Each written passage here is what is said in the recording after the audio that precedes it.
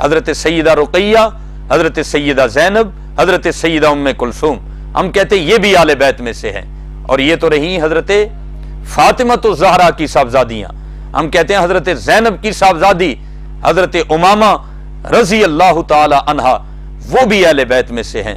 تو اب بات پورے مقدمے کے بعد خلاصے کے طور پر یہ سامنے آئی کہ ہم بالترتیب نبی کریم صلی اللہ علیہ وسلم کی ساری ازواج مطہرات کو اہل بیت میں سے مانتے ہیں، حضور کی ساری بنات کو اہل بیت میں سے مانتے ہیں، حضور کے سارے نواسوں کو اہل بیت میں سے مانتے ہیں، حضور کی ساری نواسیوں کو اہل بیت میں سے مانتے ہیں۔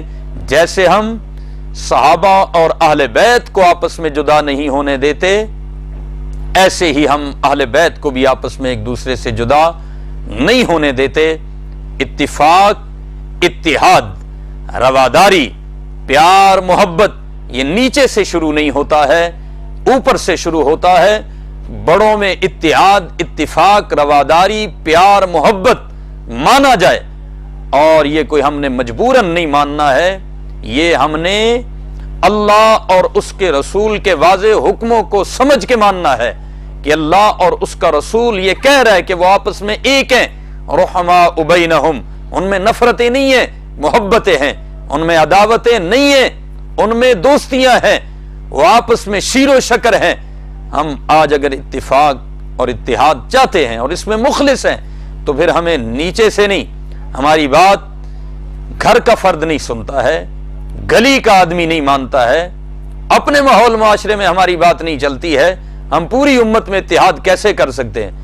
ہم یہ بات اپنے کندھوں پہ نہیں لیتے اور نہیں اس کو نبھا سکتے ہیں۔ ہم ایک آسان سا فارمولہ یہ بتاتے ہیں، اتحاد امت، اتفاق امت، یا رواداری، پیار، محبت، کوئی بھی آپ اسے نام دے دیں، یہ چھوٹوں سے شروع نہیں ہوگا، بڑوں سے شروع ہوگا۔ صحابہ اور اہل بیت کو بھی آپس میں ایک ماننا ہوگا، اور خود اہل بیت کے درمیان جو دیواریں ہم نے نفرت کی کھڑی کر دی ہیں، ازواج مطہرات کو ہم نے حضرت علی المرتضیٰ کے مقابلے میں مانا، یہ بھی غلطی ہے۔ حضور کی بنات کا انکار کیا، یہ بھی غلطی ہے۔ حضور کے باقی نواسے اور نواسیوں کا انکار کیا، یہ بھی غلطی ہے۔ حضرات حسنین کی سگی بہنوں کا انکار کیا، یہ بھی غلطی ہے۔ اور پھر ان ہستیوں کی آپس میں رشتہ داریاں، تعلق اور آپس میں محبتوں کا ایک وسیع باب ہے، جس پر علماء اہل سنت کی واضح تشریحات موجود ہیں، اس پر کتب موجود ہیں۔